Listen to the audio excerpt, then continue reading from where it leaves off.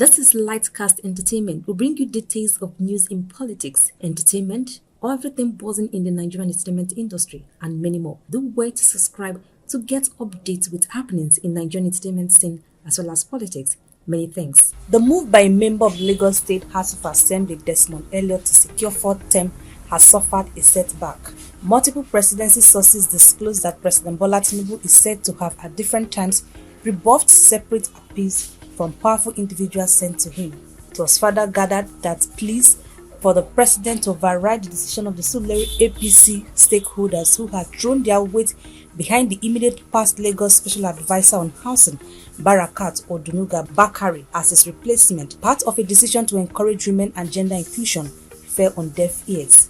Sources disclosed that at different points, Elliot reportedly dispatched a retired general, his wife a senator, a current serving minister and an ally of the president at different times to make his case at the villa. Each of them reportedly failed to get President Bola Tinubu's nod for Elliot's fourth-term bid, as the president insisted on respect for internal democracy. In each of the separate engagements, it was gathered that Tinubu's position did not waver, told those who came to him that the decision by the majority of the Surulere stakeholders and that he had no intention of going against his chief of staff, Femi Gbajabiamila, who he described as the GAC leader in Surulere and pillar of Surulere development for years. The president reportedly went further to explain that the direct primary election will indicate who commands popular control of the Surulere APC politics, not external influence. He went further, revealing that one of the visitors that he never knew Desmond Elliot until 12 years ago, when former President Olusegun Obasanjo asked him to persuade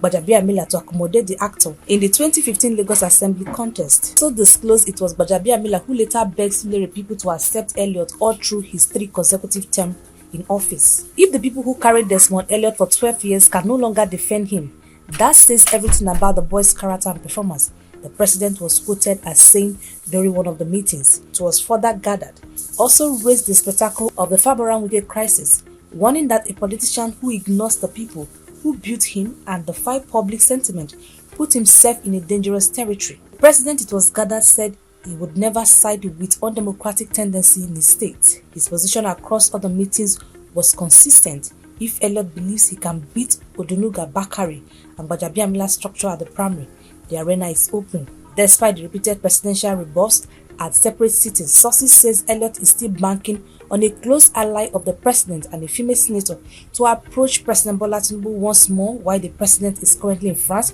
hoping for a last-time reversal of the overwhelming endorsement of Odunuga Bakare, ahead of the Surulere 1 State Assembly primary slated for May 20th, 2026. Speaking on the development, the Surulere Accountability Front (SAF) insisted on the rejection of Elliot's fourth-term ambition by the majority of community stakeholders in Surulere. SAF's chairman, Olarinwaju Badmus, described Elliot's 12 years in office as 12 years of poor representation, political instability, and character deficit. Badmus said, most of the Surulere youths are tired of him and don't see him as a role model. Power is transient and only God gives power to whom he deserves. The call for change in Surulere 1's representation at Lagos State Assembly is not accidental. It is a verdict of a constituency that has been patient long enough.